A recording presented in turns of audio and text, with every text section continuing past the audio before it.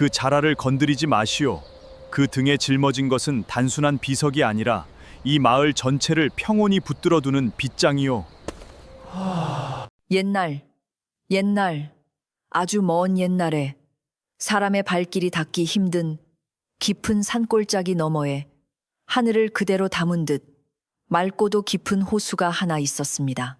그 호수는 물빛이 어찌나 푸르고 짙은지 마을 사람들은 명주실 한 꾸러미를 다 풀어넣어도 바닥에 닿지 않는다고 믿으며 두려움과 경외심을 가지고 살았습니다.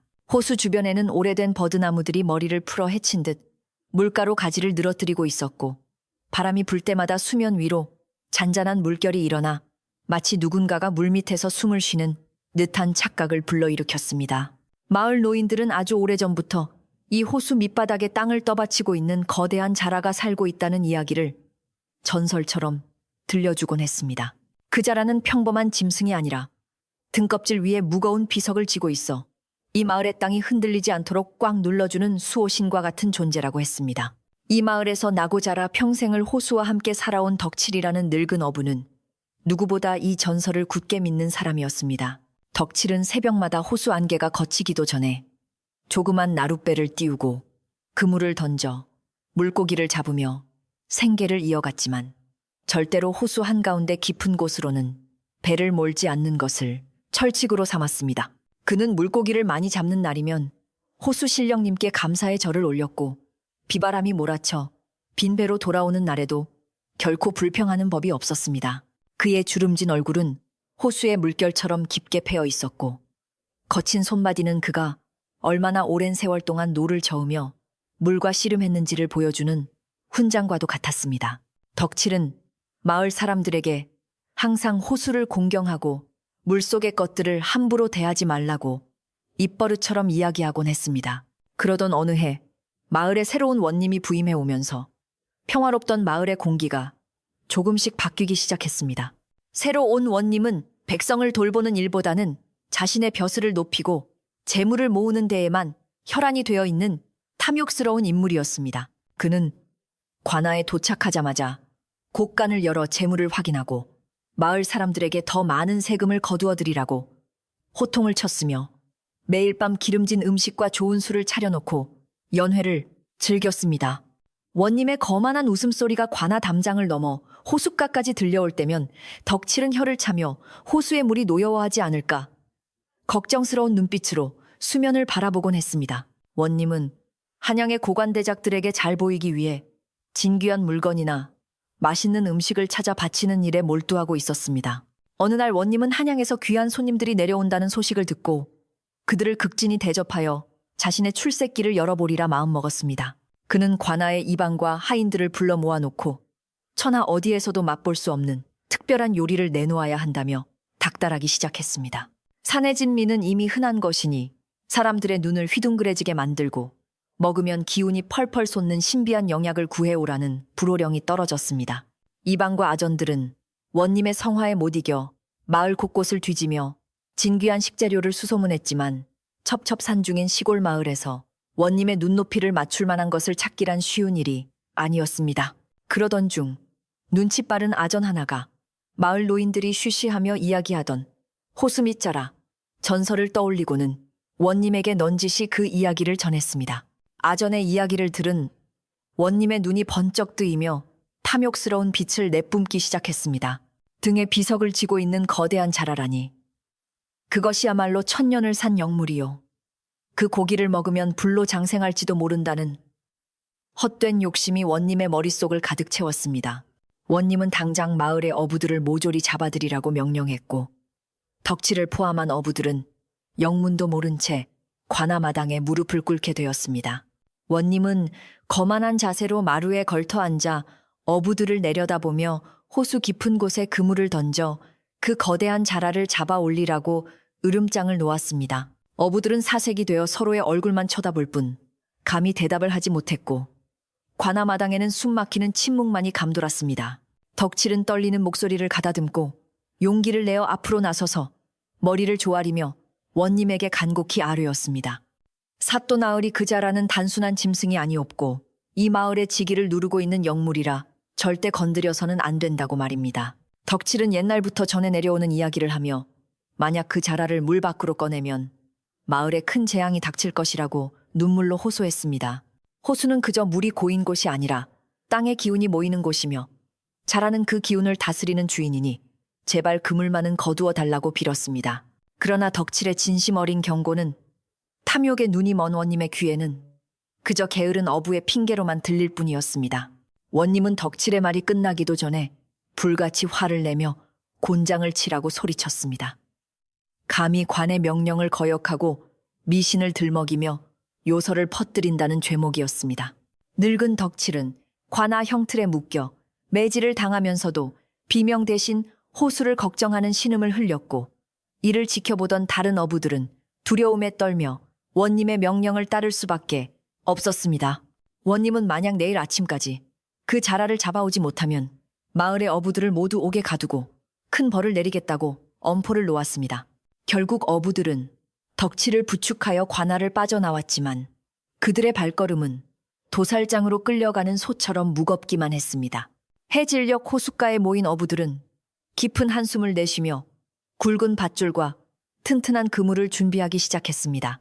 평소에는 잔잔하던 호수가 오늘따라 검푸른 빛을 띠며 사납게 출렁거리는 것 같아 어부들의 마음은 더욱 불안했습니다. 덕칠은 매맞은 몸을 이끌고 나룻배 뱃머리에 앉아 부디 자라가 깊은 곳으로 숨어버려 잡히지 않기를 간절히 기도했습니다. 하지만 젊은 어부들은 원님의 서슬퍼런 위협이 너무나 무서웠기에 두려움을 억누르며 무거운 돌을 매단 그물을 호수 한가운데 가장 깊은 소를 향해 던졌습니다. 그물이 물살을 가르며 가라앉는 소리가 마치 호수의 비명처럼 들려왔고 마을 전체에는 무거운 적막감이 깔렸습니다. 밤이 깊어질수록 호수 위에는 짙은 안개가 피어올라 한치 앞도 분간하기 어려웠고 어부들이 잡고 있는 그물줄에는 팽팽한 긴장감이 감돌았습니다. 시간이 얼마나 흘렀을까? 갑자기 수면 아래에서 묵직하고 거대한 힘이 그물을 잡아당기기 시작했습니다. 나룻배가 기우뚱하며 물속으로 빨려 들어갈 듯 요동쳤고 어부들은 기겁하며 밧줄을 움켜쥐었습니다. 그것은 일반적인 물고기의 힘이 아니었습니다. 마치 거대한 바위가 살아서 움직이는 듯한 육중한 무게감이 손끝을 타고 전해져 왔습니다. 어부들은 죽을 힘을 다해 밧줄을 당겼지만 물속의 존재는 쉽게 끌려 나오지 않고 끈질기게 버티며 호수 바닥을 긁는 듯한 기이한 소리를 내었습니다. 덕칠은 그 느낌이 무엇인지 직감하고는 제발 줄을 끊어버리자고 소리쳤지만 이미 겁에 질린 다른 어부들은 원님의 보복이 두려워 멈출 수가 없었습니다. 수십 명의 장정이 달라붙어 밧줄을 당기고 또 당긴 끝에 마침내 물살이 소용돌이치며 거대한 그림자가 수면 위로 떠올랐습니다. 달빛에 비친 그 모습은 실로 경이롭고도 두려운 것이었습니다. 집채만한 크기의 자라가 젖은 몸을 드러냈는데 그 등껍질 위에는 정말로 이끼 낀 낡은 비석 하나가 떡하니 박혀 있었습니다.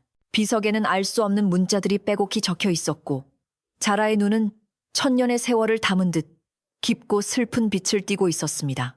자라는 그물에 갇혀 몸부림치기보다는 마치 자신의 운명을 예감한 듯 조용히 어부들을 응시하고 있었습니다.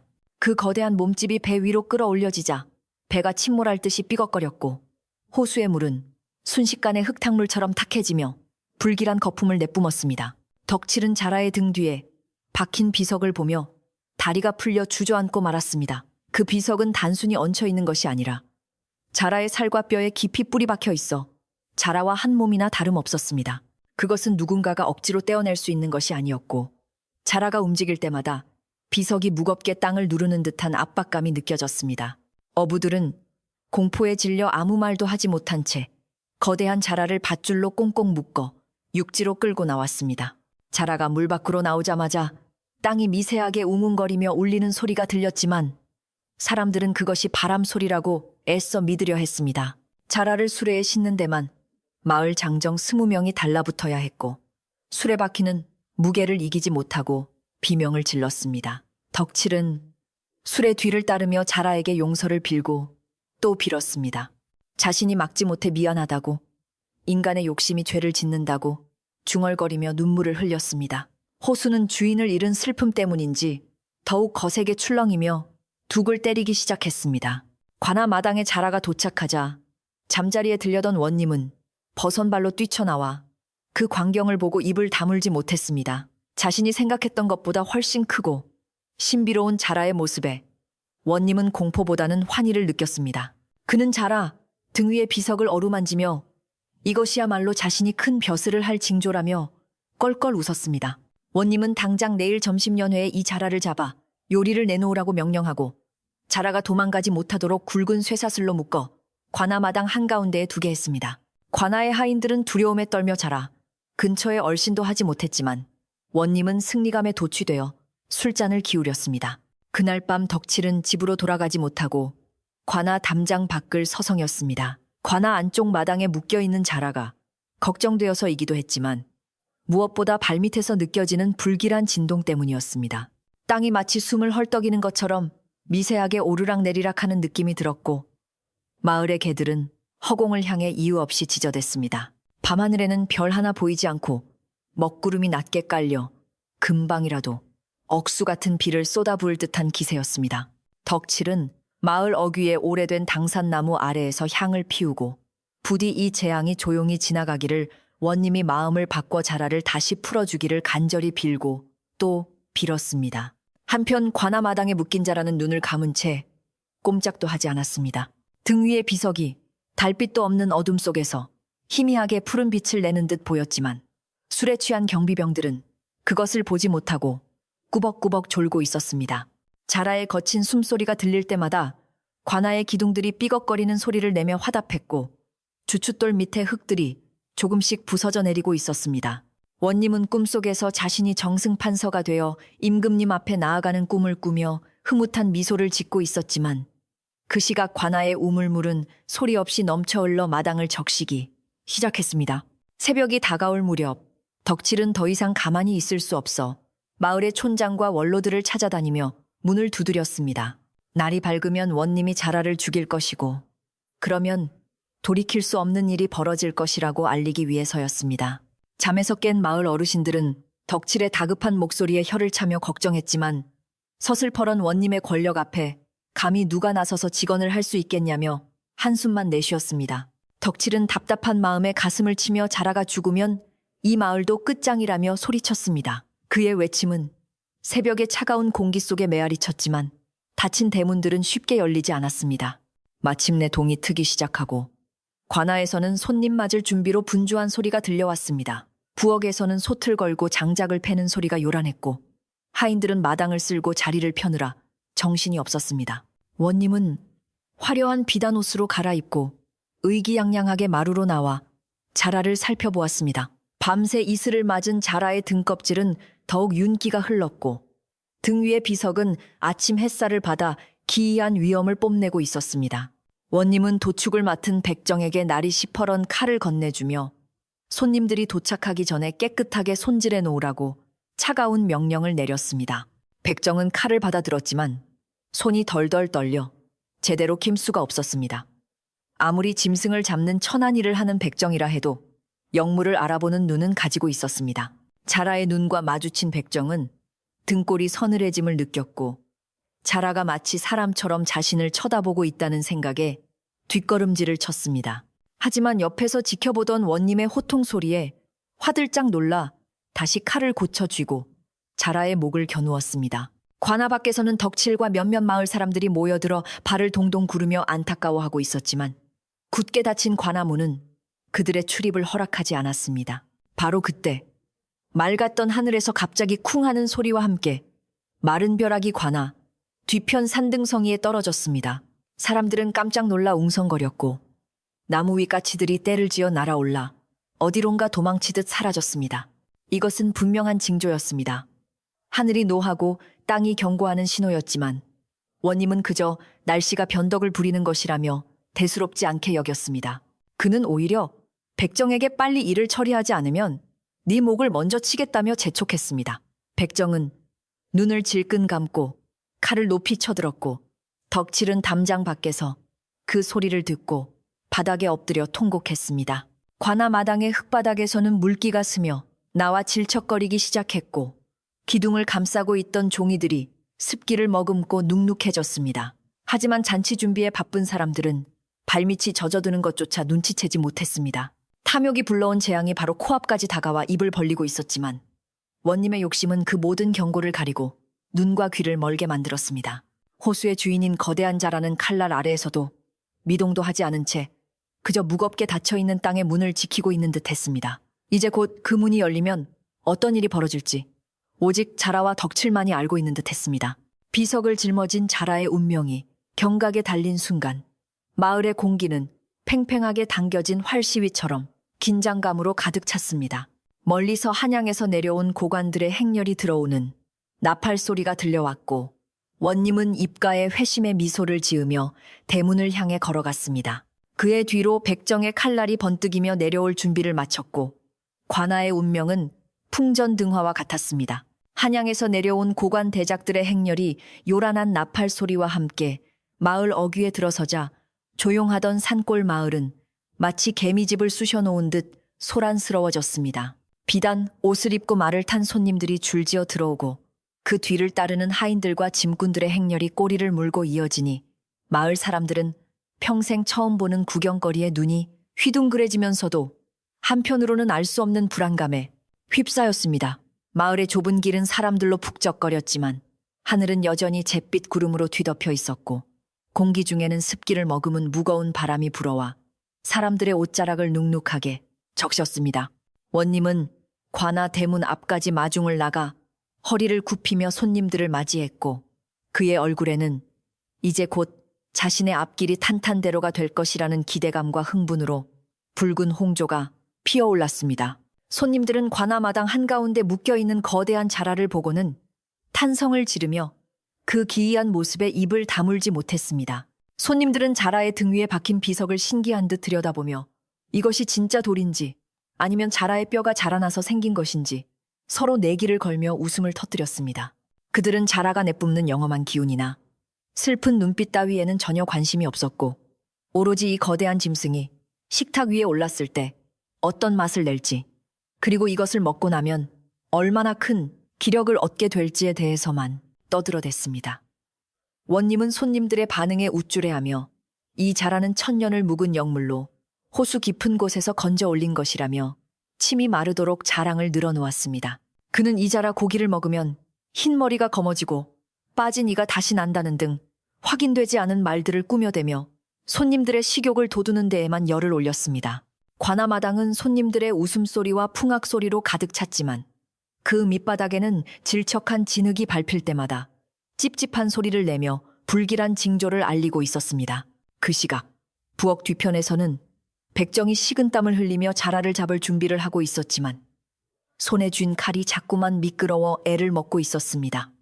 숫돌에 몇 번이나 칼을 갈아 날을 세웠지만 자라의 두꺼운 가죽에 칼끝을 대는 순간 마치 쇠가죽을 찌르는 것처럼 팅하고 튕겨나가기 일쑤였습니다. 백정은 평생 소와 돼지를 잡아온 베테랑이었지만 이런 괴상한 짐승은 처음 보는 데다가 자라가 가끔씩 내뱉는 거친 숨소리가 마치 사람의 한숨소리처럼 들려 오금이 저려왔습니다. 자라의 목 부근을 노려보던 백정은 자라의 눈꺼풀이 파르르 떨리는 것을 보고는 순간적으로 헛것을 본 듯하여 주저앉을 뻔했습니다. 그는 자라가 자신을 원망하는 눈빛으로 쳐다보는 것 같아 고개를 돌리고 싶었지만 원님의 불호령이 무서워 억지로 마음을 다잡고 다시 칼자루를 움켜쥐었습니다. 관아 밖을 서성이던 덕칠은 담장 너머로 들려오는 왁자지껄한 소리에 가슴이 타들어가 발만 동동 구르며 어찌할 바를 모르고 있었습니다. 그때 마을 입구 쪽에서 허름한 승복을 입고 삿갓을 쓴 노승 한 분이 지팡이를 짚고 천천히 걸어오는 모습이 보였습니다. 노승의 행색은 남루했지만 그 걸음걸이에는 범접할 수 없는 위험이 서려 있었고 삿갓 아래로 보이는 눈빛은 형형하게 빛나고 있었습니다. 노승은 마을의 어수선한 분위기에도 아랑곳하지 않고 곧장 관아 대문을 향해 걸어갔으며 그가 지나가는 자리마다 지저대던 개들이 꼬리를 내리고 조용해지는 기이한 일이 벌어졌습니다. 덕칠은 본능적으로 저 노승이 보통 사람이 아님을 직감하고 그 뒤를 따라 관아 대문 쪽으로 조심스럽게 다가갔습니다. 노승은 대문을 지키던 포졸들이 막아서자 지팡이로 바닥을 한번 쿵 찍으며 비켜서라 호통을 쳤습니다. 노승의 호통 소리는 크지 않았으나 마치 천둥 소리처럼 포졸들의 귀를 울렸고 그들은 얼떨결에 기를 터주며 노승이 안으로 들어가는 것을 막지 못했습니다. 연회장으로 들어선 노승은 술잔을 들고 있던 원님과 손님들 사이를 가로질러 묶여있는 자라 앞으로 다가가 깊은 탄식을 내뱉었습니다. 갑작스러운 불청객의 등장에 연회장은 찬물을 끼얹은 듯 조용해졌고 원님은 기분 나쁜 표정으로 술잔을 내려놓으며 노승을 향해 소리쳤습니다. 어디서 온 땡중이기에 감히 관아의 잔치마당에 허락도 없이 들어와 행패를 부리는 것이냐. 원님의 고함에도 노승은 눈 하나 깜짝하지 않고 자라의 등 위에 있는 비석을 쓰다듬으며 마치 오랜 친구를 위로하듯 낮은 목소리로 중얼거렸습니다. 그리고는 천천히 고개를 돌려 원님을 쏘아보며 엄중한 목소리로 경고했습니다. 이 미물은 먹을 것이 아니오. 이것은 이 땅의 배꼽을 누르고 있는 빗장이니 당장 풀어주어 물로 돌려보내시오. 원님은 노승의 말에 코웃음을 치며 고기 맛을 보고 싶어 수작을 부리는 것이냐고 비아냥거렸습니다. 그러나 노승은 흔들림 없는 목소리로 말을 이었습니다. 이 자라가 지고 있는 비석은 그냥 돌이 아니라 물길을 막고 있는 거대한 문을 누르는 무게추요. 이 빗장이 풀리면 갇혀있던 물이 성난 용처럼 솟구쳐 올라 이 마을은 물론이고 당신의 그 헛된 욕심까지 모조리 삼켜버릴 것이요. 노승의 말은 단순한 경고가 아니라 마치 눈앞에 닥칠 미래를 보고 온 사람의 예언처럼 서늘하게 들려왔습니다. 좌중의 손님들도 잠시 술잔을 멈추고 불안한 눈빛을 교환했지만 이미 탐욕에 눈이 먼 원님에게는 그저 미치광이의 헛소리로만 들릴 뿐이었습니다. 원님은 하인들을 시켜 노승을 당장 끌어내라고 명령했고 포졸들이 달려들었습니다. 노승은 포졸들이 손을 대기도 전에 스스로 몸을 돌리며 혀를 차고는 하늘을 올려다보았습니다. 욕심이 화를 부르고 귀가 막혀 살 길을 놓치는구나. 물은 낮은 곳으로 흐르지만 갇힌 물은 솟구치는 법이지. 노승은 알 수 없는 말을 남기고 관아를 빠져나왔습니다. 대문 밖에서 기다리던 덕칠은 노승의 옷자락을 붙잡고 다급하게 물었습니다. 스님, 방금 하신 말씀이 무슨 뜻입니까? 정말 큰일이 나는 것입니까? 노승은 덕칠의 간절한 눈빛을 보고는 잠시 걸음을 멈추고 덕칠의 손을 꼭 잡으며 났지만 단호한 목소리로 일러주었습니다. 자네는 눈이 밝은 사람이니 내 말을 명심하게. 자라의 목에 칼이 들어가는 순간 땅이 울고 물이 춤을 출 것이네. 뒤도 돌아보지 말고 가장 높은 곳으로 식구들을 데리고 뛰게.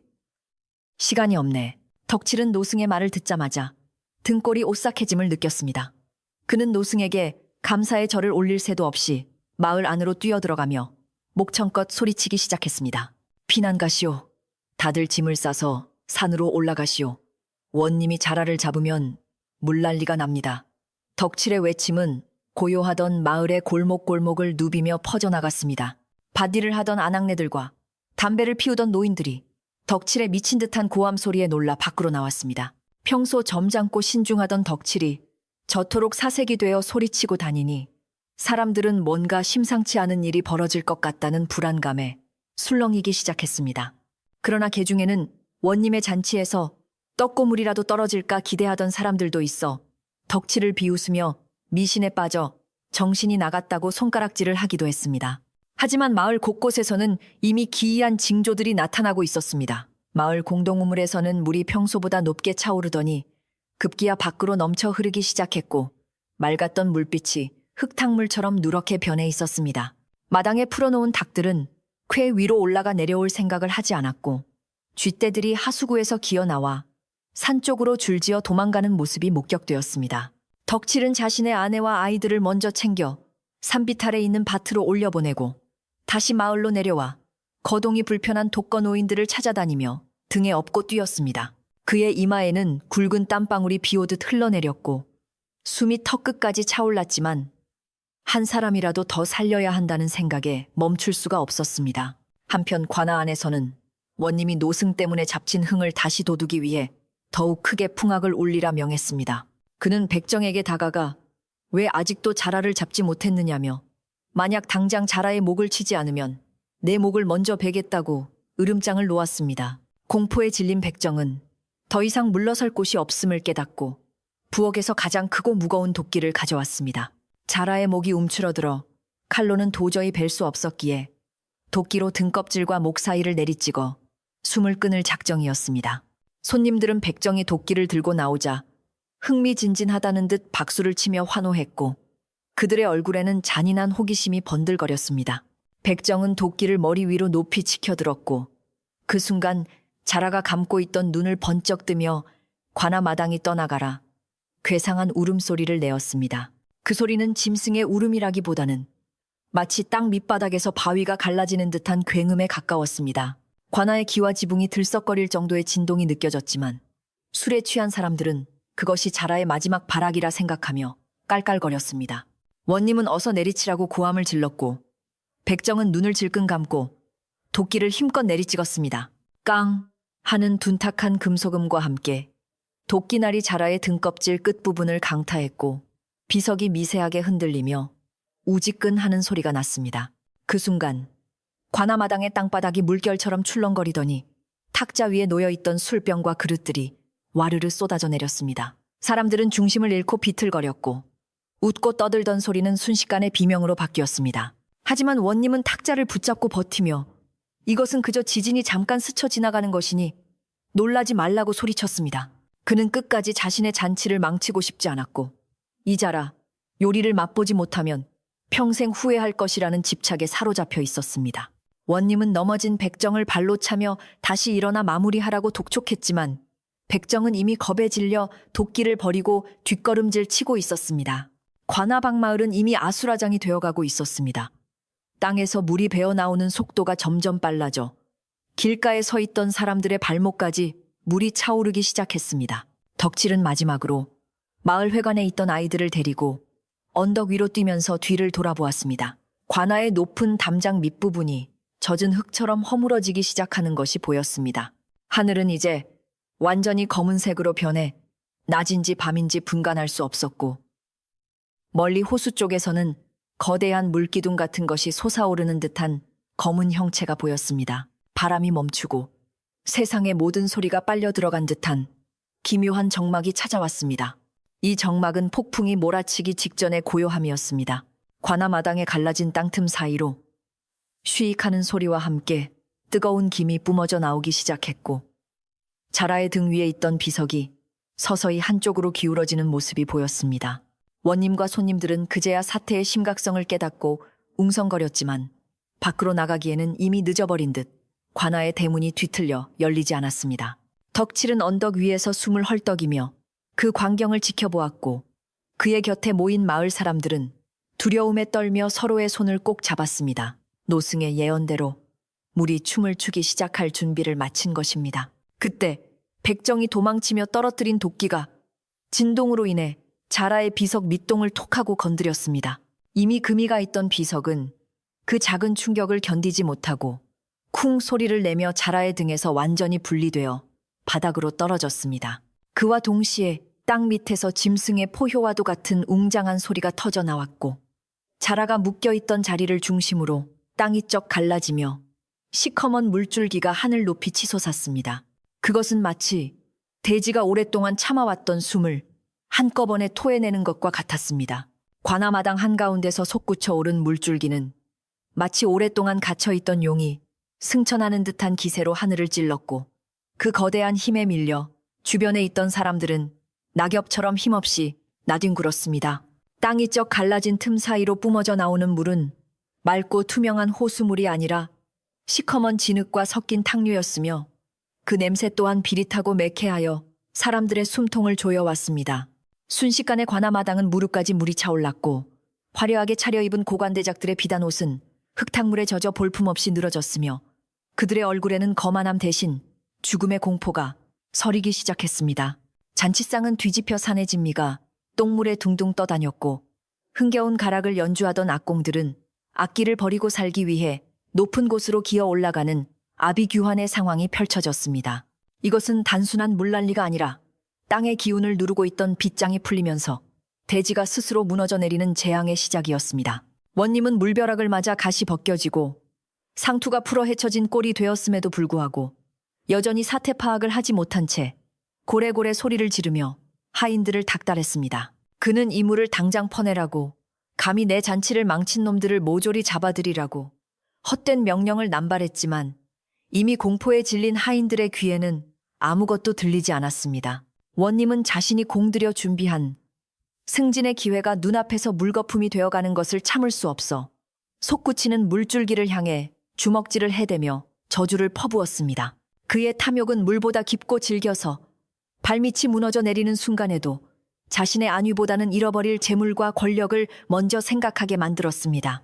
물은 그런 원님을 비웃기라도 하듯 더욱 거세게 소용돌이치며 그의 허리춤까지 차올랐고 차가운 물살이 살을 파고들어서야 그는 비로소 덜덜 떨며 뒷걸음질치기 시작했습니다.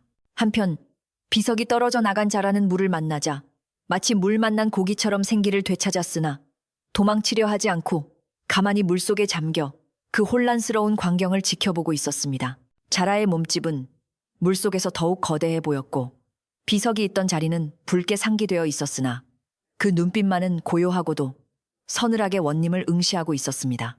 자라가 한번 몸을 뒤척일 때마다 관아의 기둥 뿌리를 감싸고 있던 흙들이 우수수 무너져 내렸고 땅은 더욱 깊이 꺼져 들어갔습니다. 사람들은 자라가 요술을 부려 물을 불러온 것이라며 비명을 질렀지만 사실 자라는 땅에 구멍을 막고 있던 마개였고 원님이 그 마개를 뽑아버린 탓에 지하에 수맥이 터져 나온 것이었습니다.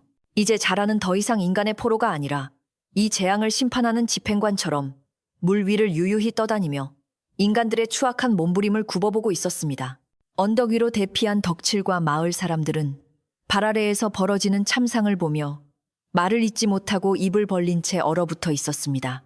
관아를 중심으로 땅이 둥글게 꺼지면서 마치 거대한 가마솥이 끓어오르는 형상이 되었고 그 안에서 사람들이 개미떼처럼 살려달라고 아우성치는 모습이 똑똑히 보였습니다. 덕칠은 가슴을 치며 통곡했습니다. 자신이 조금 더 강하게 말렸더라면, 아니, 목숨을 걸고서라도 자라를 잡는 것을 막았더라면 이런 일은 없었을 것이라는 죄책감이 밀려왔기 때문입니다. 옆에 있던 노인들은 덕칠의 어깨를 감싸며 이것은 인간의 힘으로 막을 수 있는 일이 아니라 욕심이 불러온 하늘의 뜻이라며 위로했습니다. 마을 사람들은 자신들의 집이 물에 잠기는 것을 보면서도 목숨을 건진 것만으로도 조상님께 감사해야 한다며 서로를 부둥켜 안고 울었습니다. 관아 안의 상황은 점점 더 절망적으로 변해가고 있었습니다. 물은 이제 어른의 가슴 높이까지 차올랐고 탈출구인 대문은 수압 때문에 굳게 닫혀 열리지 않았습니다. 사람들은 담장을 넘으려 시도했지만 담장 역시 물기를 머금어 흐물흐물해져 손을 대면 흙더미가 무너져 내리는 통에 기어오를 수가 없었습니다. 힘센 무관들이 칼을 뽑아 대문을 부수려 했지만 물속에서 소용돌이치는 급류가 그들의 다리를 휘감아 중심을 잃고 쓰러지게 만들었습니다. 한양에서 온 귀한 손님들은 체면도 잊은 채 기둥을 붙잡고 살려달라고 애원하거나 물에 떠내려가는 술통을 붙잡고 겨우 숨을 쉬고 있었습니다. 화려했던 연회장은 거대한 흙탕물 수영장으로 변해버렸고 그 속에서 인간의 존엄은 찾아볼 수 없게 되었습니다. 원님은 물이 계속 차오르자 공포에 질려 안채로 도망쳤지만 그의 목적은 목숨을 부지하는 것이 아니라 방 안에 숨겨둔 엽전 꾸러미와 문서들을 챙기는 것이었습니다. 그는 물이 허리까지 차오르는 방 안에서 허우적거리며 장롱 문을 열고 금이 든 상자를 꺼내 품에 안았습니다. 상자의 무게 때문에 몸이 휘청거리고 물속으로 가라앉을 뻔했지만 그는 죽어도 이 돈만은 놓을 수 없다는 듯 상자를 생명줄처럼 꽉 껴안았습니다. 밖에서는 사람들이 죽어가고 있는데 원님은 자신의 재물이 물에 젖을까봐 전전긍긍하며 더 높은 곳을 찾아 다락으로 기어 올라갔습니다. 그의 탐욕은 이미 이성을 마비시켰고 다가오는 죽음의 그림자조차 돈 냄새로 덮어버리려 하고 있었습니다.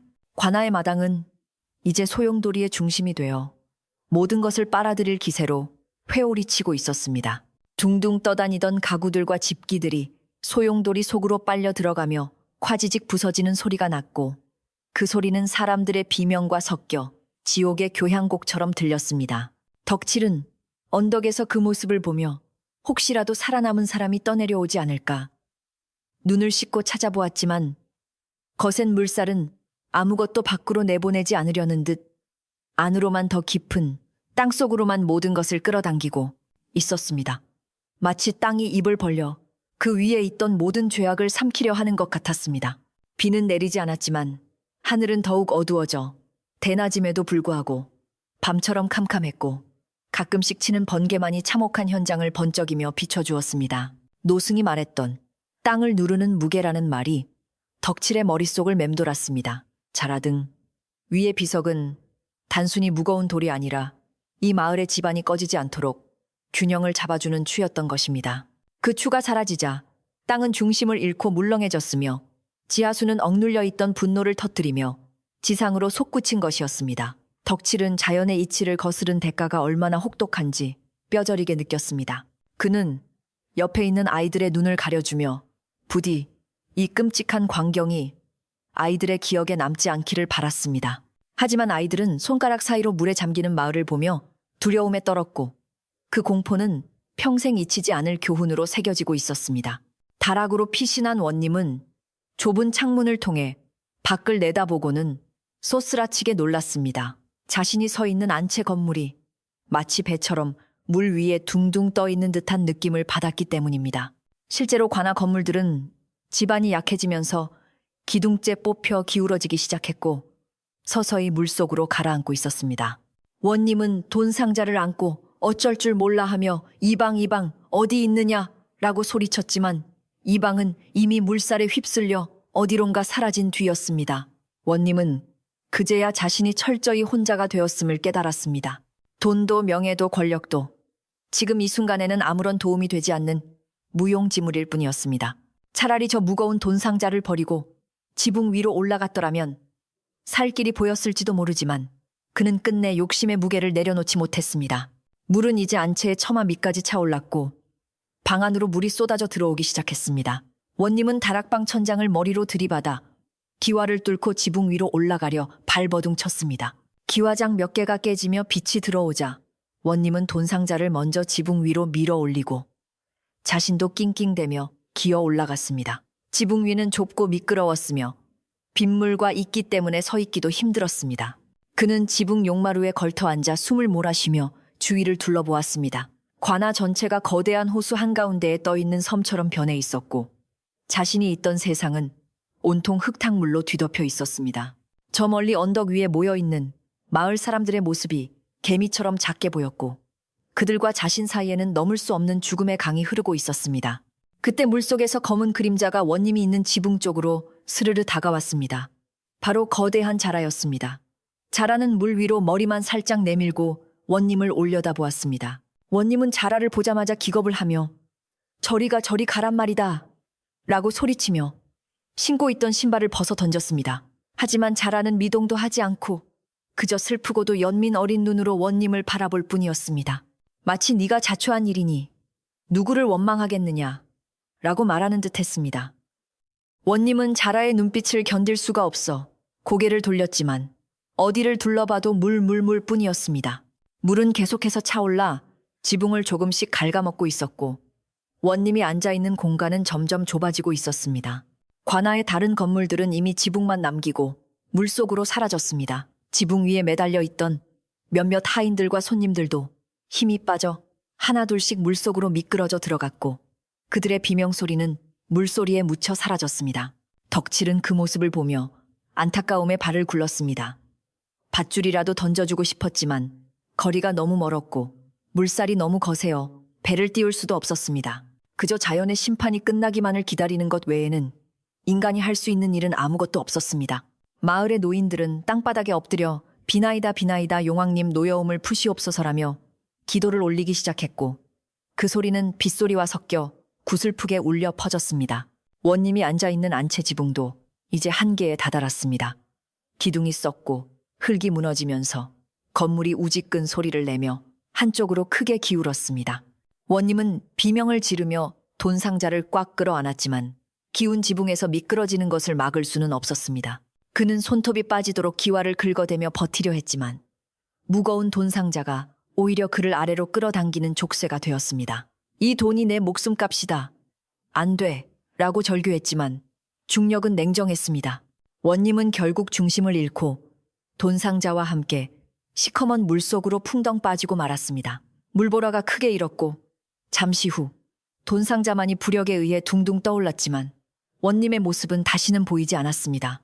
원님이 사라지자 거짓말처럼 물살이 조금씩 잦아들기 시작했습니다. 하지만 물이 빠지는 것이 아니라 관아터 전체가 완전히 가라앉아 거대한 호수의 일부가 되어가고 있었습니다. 자라는 원님이 사라진 자리를 한번 휘돌더니 긴 꼬리를 남기며 물속 깊은 곳으로 유유히 사라졌습니다. 자라가 사라진 곳에서는 맑은 물이 솟아나와 흙탕물을 정화하기 시작했고 소용돌이 치던 물살도 서서히 안정을 되찾아갔습니다.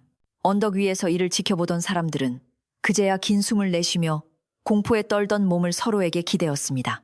날이 저물어가면서 사위는 어둑어둑해졌지만 관아 쪽에서 뿜어져 나오는 기이한 푸른 빛이 수면을 비추고 있었습니다. 그것은 아마도 자라의 등에서 떨어진 비석이 내는 빛이거나 물속에 잠긴 관아의 등불이 아직 꺼지지 않고 남아있는 것일지도 몰랐습니다. 덕칠은 젖은 옷을 입고 추위에 떨고 있는 아이들을 모아 모닥불을 피웠습니다. 따닥따닥 타오르는 불꽃을 바라보며 덕칠은 생각에 잠겼습니다. 인간의 욕심이 얼마나 부질없는지, 그리고 자연의 경고를 무시한 대가가 얼마나 참혹한지를 뼈저리게 느꼈습니다. 오늘 밤은 마을 사람들에게 가장 길고도 슬픈 밤이 될 것이었습니다. 관아가 있던 자리는 이제 완전히 물에 잠겨 흔적조차 찾을 수 없게 되었습니다.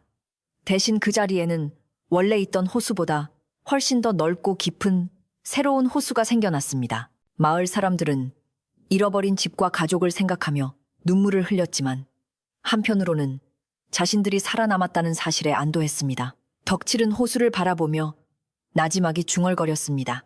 땅이 뱉어낸 것을 물이 삼켰으니 이제 다시는 욕심을 부리지 말아야지. 밤하늘에 구름이 걷히고 달이 나오자 달빛은 잔잔해진 호수 위에 비치며 슬픈 전설의 한 페이지를 묵묵히 써내려가고 있었습니다. 밤의 장막이 완전히 내려앉은 산골짜기에는 기이할 정도의 정적이 찾아왔습니다. 방금 전까지만 해도 천지를 뒤흔들던 물의 포효와 사람들의 아우성은 거짓말처럼 사라지고 오직 찰랑거리는 물소리만이 희미하게 들려올 뿐이었습니다. 관아가 있던 자리는 흔적도 없이 사라져 검푸른 물속에 잠겼고 그 위로는 구름 사이로 얼굴을 내민 하얀 보름달이 차가운 빛을 들이우고 있었습니다. 달빛을 받은 수면은 마치 아무 일도 없었다는 듯 매끄러운 비단처럼 반짝였지만 그 깊은 물속에는 인간의 끝없는 욕심과 어리석음이 수장되어 있었습니다.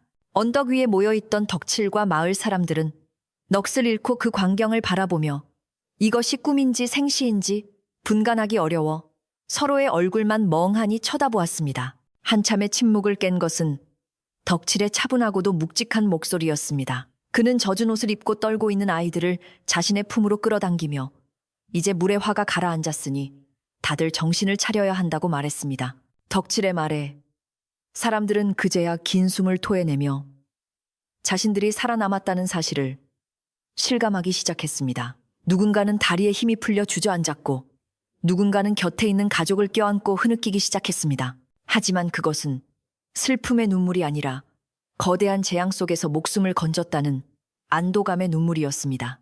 마을의 노인들은 지팡이를 짚고 일어나 호수 쪽을 향해 허리를 굽히며 노여움을 거두어 주신 산신령님과 용왕님께 감사의 기도를 올렸습니다.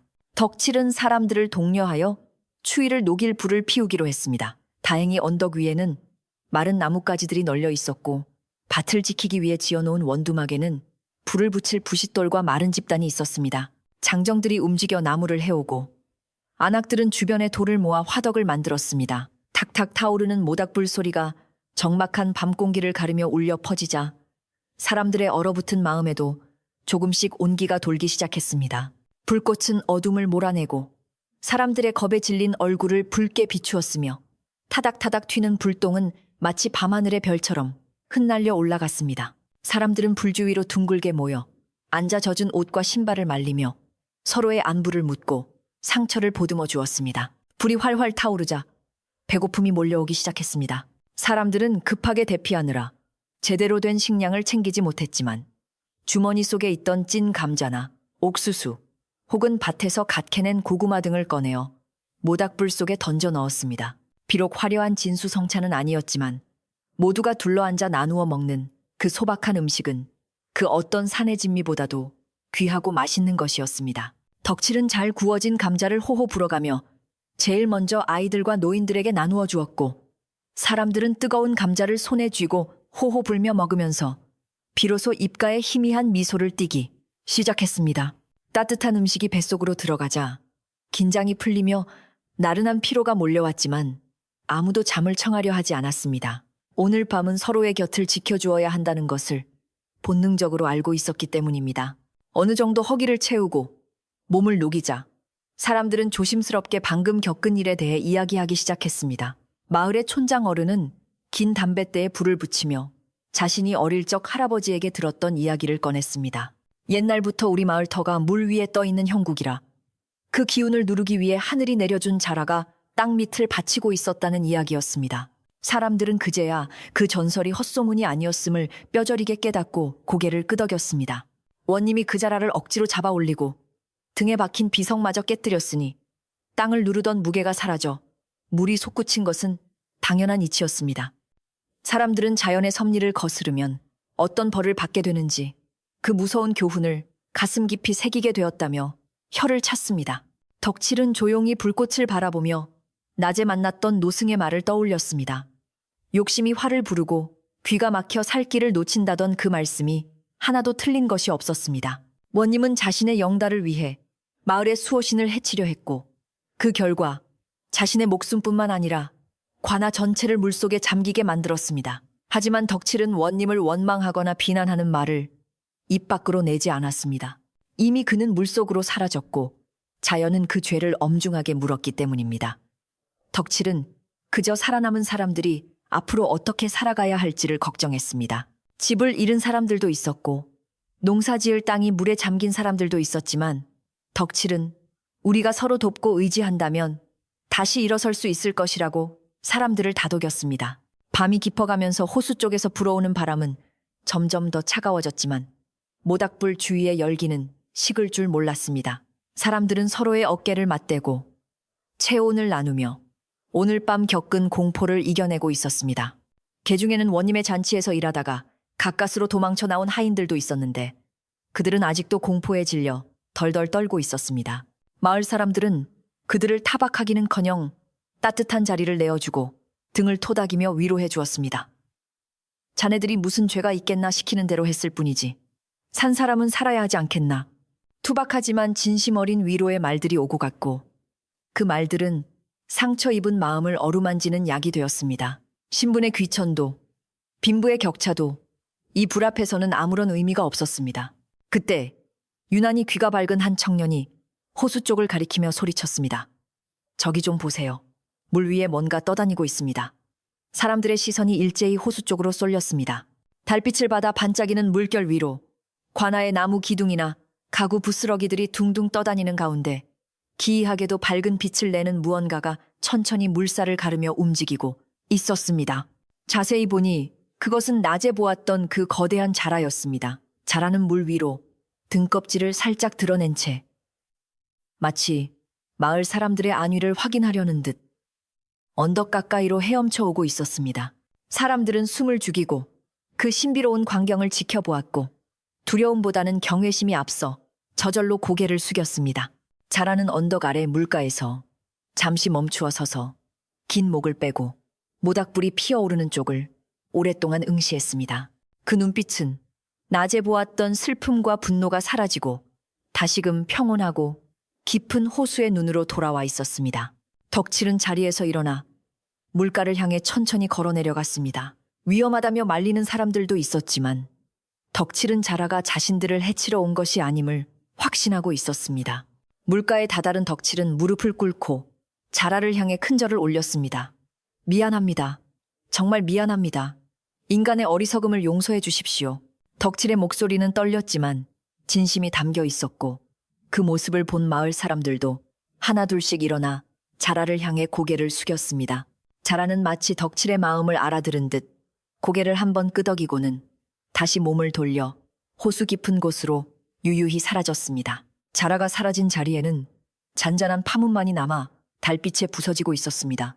사람들은 그 모습을 끝까지 지켜보며 이제 정말로 모든 것이 끝났음을 느꼈습니다. 자라가 다시 물속으로 돌아갔다는 것은 무너진 땅의 균형이 다시 잡혔고 더 이상의 재앙은 없을 것이라는 신호와도 같았습니다. 덕칠은 젖은 눈가를 닦으며 다시 모닥불 쪽으로 돌아왔고 사람들은 그를 말없이 맞이해 주었습니다. 이제 마을에는 두려움 대신 새로운 희망과 평화가 싹트기 시작했습니다. 새벽이 가까워지자 아이들은 어른들의 무릎을 베고 잠이 들었고 어른들도 하나둘씩 꾸벅꾸벅 졸기 시작했습니다. 하지만 덕칠과 몇몇 장정들은 뜬 눈으로 밤을 새우며 불을 지켰습니다.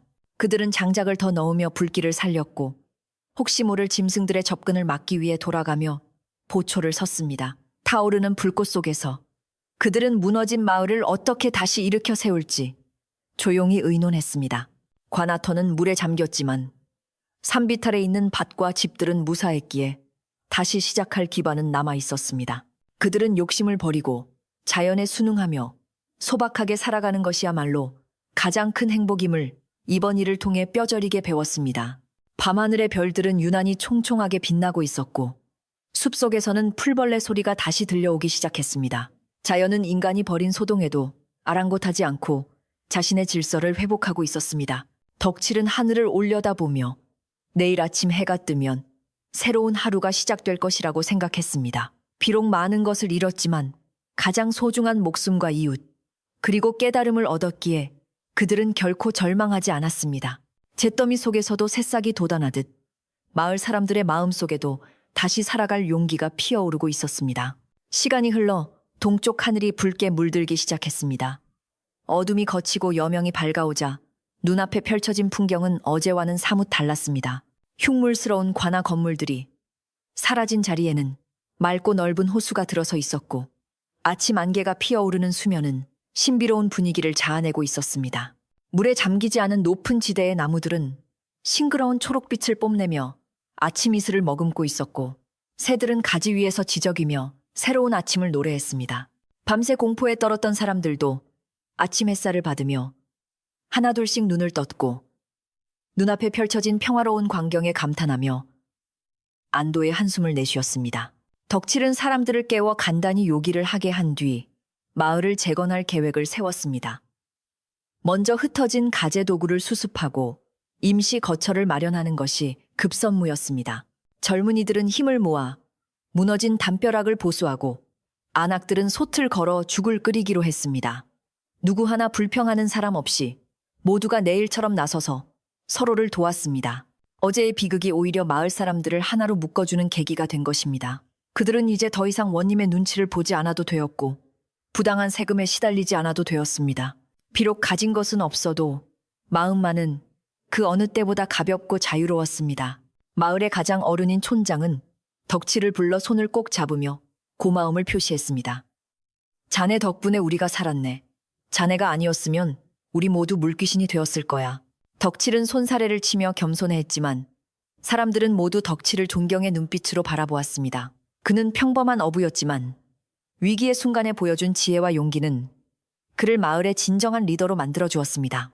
덕칠은 앞으로도 호수를 지키며 다시는 이런 일이 일어나지 않도록 사람들에게 자연을 공경하는 마음을 심어주리라 다짐했습니다. 그는 호수를 바라보며 물속 깊은 곳에 있을 자라에게 마음속으로 말을 건넸습니다. 이제 편히 쉬십시오. 우리가 당신의 집을 지키겠습니다. 아침 식사가 준비되자 구수한 죽 냄새가 언덕 위에 퍼졌습니다. 사람들은 옹기종기 모여 앉아 따뜻한 죽 한 그릇을 비우며 굳었던 몸과 마음을 완전히 녹였습니다. 아이들의 웃음소리가 다시 들려오기 시작했고 어른들의 얼굴에도 생기가 돌았습니다. 관아는 사라졌지만 마을은 사라지지 않았습니다. 오히려 정화된 땅 위에서 사람들은 더욱 단단해진 결속력으로 새로운 삶을 꾸려나갈 준비를 마쳤습니다. 호수는 마치 거울처럼 맑은 얼굴로 마을을 비추며 지난밤의 악몽을 씻어내고 있었습니다. 바람은 상쾌했고 햇살은 따스했습니다. 덕칠은 식사를 마친 후 사람들과 함께 호숫가로 내려가 흙탕물에 떠밀려온 물건들을 치우기 시작했습니다. 개중에는 원님의 비단옷 조각이나 부서진 가구 파편들도 있었지만 사람들은 그것들을 보며 욕심의 허망함을 다시 한번 되새길 뿐이었습니다. 그들은 호수 주변을 깨끗이 정리하고 자라가 나타났던 자리에 작은 돌탑을 쌓기로 했습니다. 그것은 자라에 대한 고마움과 미안함을 담은 표시이자 다시는 자연을 거스르지 않겠다는 마을 사람들의 약속이었습니다. 돌 하나하나에 정성을 담아 쌓아 올리는 그들의 손길에는 경건함이 묻어났습니다. 어느새 돌탑은 사람의 키만큼 높아졌고 맨 위에 둥근 돌을 올려놓으며 탑쌓기를 마쳤습니다.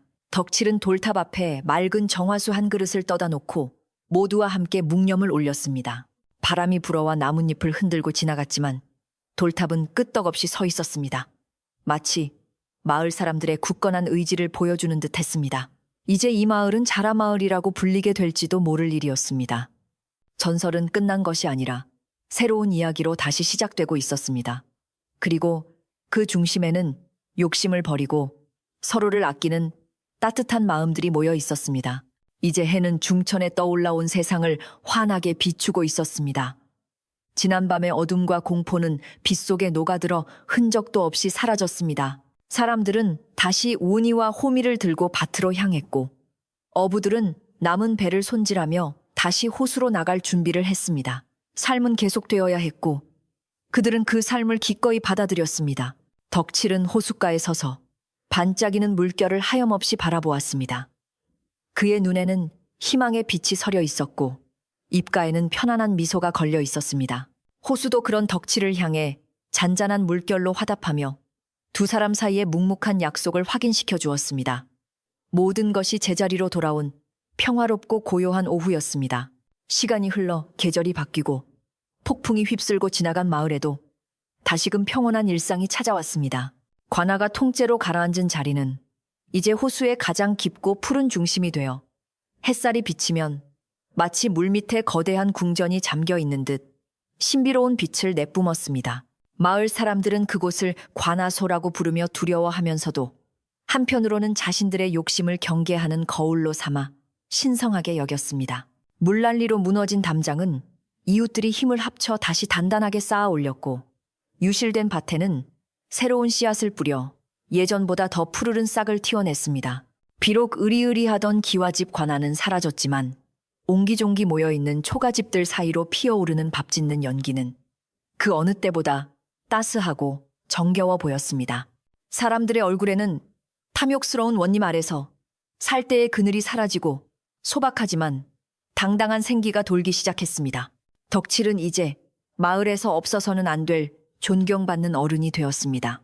예전에는 그저 호수가에서 그물을 깁던 평범한 늙은 어부였지만 이제는 마을의 대소사를 의논할 때마다 사람들이 가장 먼저 찾아가 지혜를 구하는 촌장과도 같은 존재가 되었습니다. 하지만 덕칠은 결코 거드름을 피우거나 자리에 연연하지 않았습니다. 그는 여전히 해진 옷을 입고 새벽같이 일어나 호수로 나갔으며 젊은 어부들에게 그물을 던지는 법보다 물의 마음을 읽고 감사하는 법을 먼저 가르쳤습니다.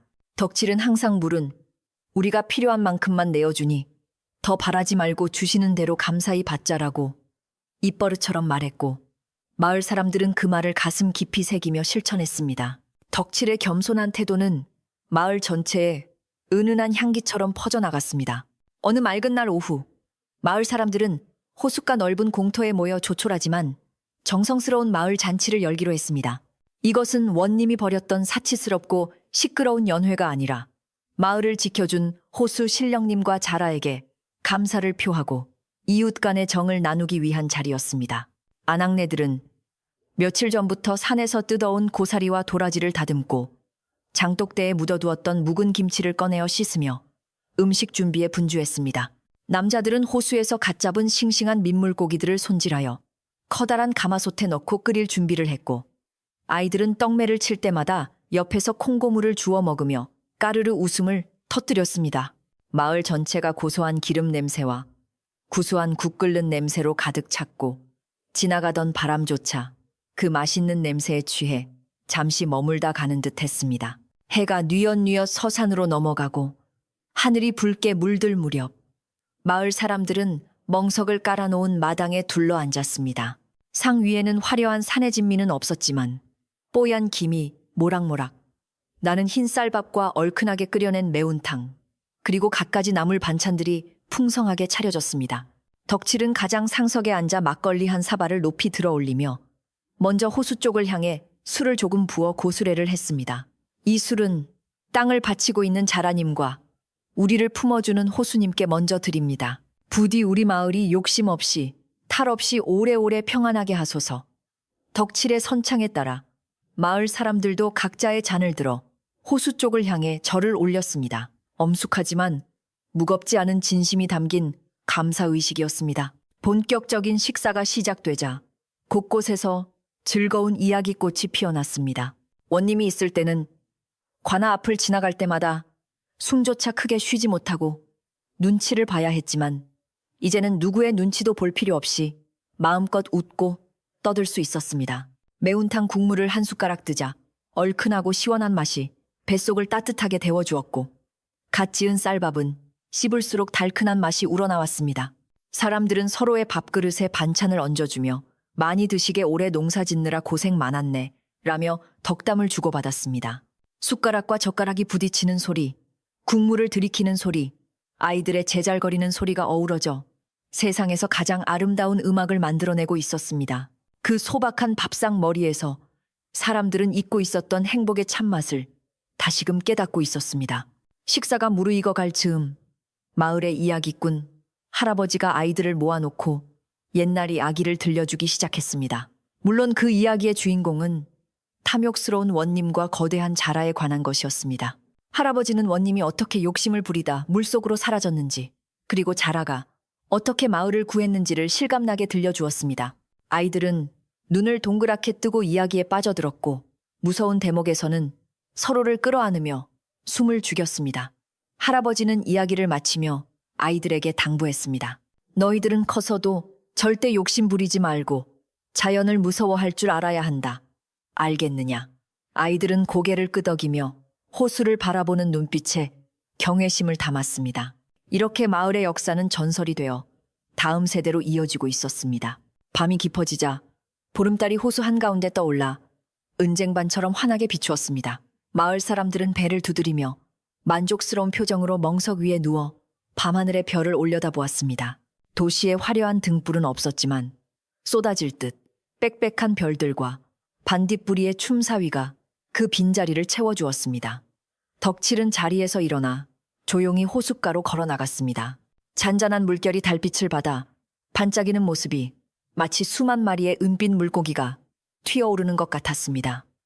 덕칠은 물가에 서서 깊은 숨을 들이마셨습니다. 밤 공기 속에 섞여있는 물비린내와 풀냄새가 그 어느 때보다 향긋하게 느껴졌습니다. 그는 마음속으로 자라에게 말을 건넸습니다. 편안하신지요? 당신 덕분에 우리가 이렇게 살아갑니다. 그때 호수 한가운데서 첨벙하는 소리와 함께 커다란 물살이 일었습니다. 덕칠이 눈을 크게 뜨고 바라보니 달빛 아래로 거대한 그림자가 잠시 수면 위로 떠올랐다가 부드럽게 물속으로 사라지는 모습이 보였습니다. 그것이 큰 물고기인지 아니면 정말로 그 자라였는지는 알 수 없었지만 덕칠은 왠지 모르게 마음이 놓였습니다. 마치 자라가 마을 사람들의 평화로운 모습을 지켜보고 흡족해하며 돌아가는 듯한 느낌을 받았기 때문입니다. 덕칠은 미소를 지으며 고개를 숙여 감사의 인사를 전했습니다. 이제 자라는 두려움의 대상이 아니라 언제나 그곳에서 마을을 지켜주는 든든한 수호신이자 친구였습니다. 덕칠이 다시 마을로 돌아왔을 때 사람들은 삼삼오오 흩어져 집으로 돌아갈 채비를 하고 있었습니다. 술에 취해 비틀거리는 이웃을 부축해주고 잠든 아이를 업은 아낙네의 뒤를 등불로 비춰주는 모습들이 참으로 아름다웠습니다. 조심해서 가시게 내일 봅세. 오늘 정말 즐거웠네 하는 인사말들이 골목마다 울려 퍼졌습니다. 덕칠은 그 뒷모습들을 바라보며 이 마을에 다시는 큰 불행이 닥치지 않을 것이라는 확신을 가졌습니다. 서로를 아끼고 위하는 마음들이 단단하게 뭉쳐있는 한 어떤 시련이 와도 이겨낼 수 있을 것 같았습니다. 원님이 남기고 간 교훈은 뼈아팠지만 그 덕분에 마을 사람들은 더욱 단단해졌습니다. 집으로 돌아온 덕칠은 마루에 앉아 곰방대에 불을 붙였습니다. 아내는 따뜻한 꿀물 한 그릇을 타와 남편의 앞에 놓으며 오늘 정말 고생 많으셨다고 말했습니다. 덕칠은 아내의 거친 손을 잡으며 당신이 곁에 있어줘서 고맙다고 투박하게 마음을 전했습니다. 아내는 수줍은 듯 웃으며 당신이야말로 우리 마을의 기둥이라며 치켜세웠습니다. 부부는 말없이 마주보고 앉아 마당에 핀 달맞이꽃을 바라보며 평온한 시간을 보냈습니다. 멀리서 들려오는 개 짖는 소리와 풀벌레 소리가 자장가처럼 들려왔습니다. 욕심을 내려놓은 자리에 채워진 것은 바로 이런 소소하고 확실한 행복이었습니다.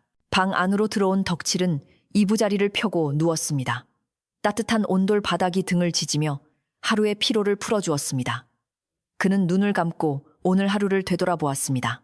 아침의 맑은 공기, 사람들의 웃음소리, 맛있는 음식, 그리고 호수의 신비로운 물결까지 모든 것이 완벽했습니다. 그는 내일 아침 일찍 일어나 호수에 나가 그물을 손질할 생각을 하며 행복한 미소를 머금었습니다. 비록 큰 부자는 아니었지만 마음만은 세상 그 누구보다 부유했습니다. 창호지 문 너머로 은은한 달빛이 스며들어 방 안을 아늑하게 비추고 있었습니다. 마을의 불빛이 하나둘씩 꺼지고 깊은 산골 마을은 완전한 고요 속에 잠겼습니다. 관아가 있던 깊은 물 속에 자라도 언덕 위의 사람들도 모두 편안한 안식에 들어갔습니다. 바람은 나뭇가지를 흔들며 자장가를 불러주었고 호수는 찰랑거리는 물소리로 세상의 모든 근심을 씻어내고 있었습니다. 욕심은 무겁게 가라앉아 사라졌고 사랑과 평화는 가볍게 떠올라 마을을 감싸 안았습니다. 이제 아무도 밤을 두려워하지 않았습니다. 내일은 오늘보다 더 맑고 밝은 해가 떠오를 것을 알고 있었기 때문입니다. 그렇게 덕칠과 마을 사람들은 꿈조차 꾸지 않을 만큼 깊고 편안한 잠에 빠져들었습니다. 호수는 밤새도록 깨어 마을을 지킬 것이고 등 위에 비석을 잃어버린 자라는 이제 물 그 자체가 되어 영원히 그들과 함께할 것입니다. 착한 사람들이 복을 받고 욕심쟁이가 벌을 받는다는 당연하지만 잊기 쉬운 진리가 다시 한번 이 땅에 뿌리를 내렸습니다. 이야기는 여기까지입니다. 호수의 물결처럼 잔잔하고 덕칠의 마음처럼 따뜻한 밤이 여러분의 이불 속으로 스며들기를 바랍니다. 오늘 밤도 부디 편안히 주무시기를.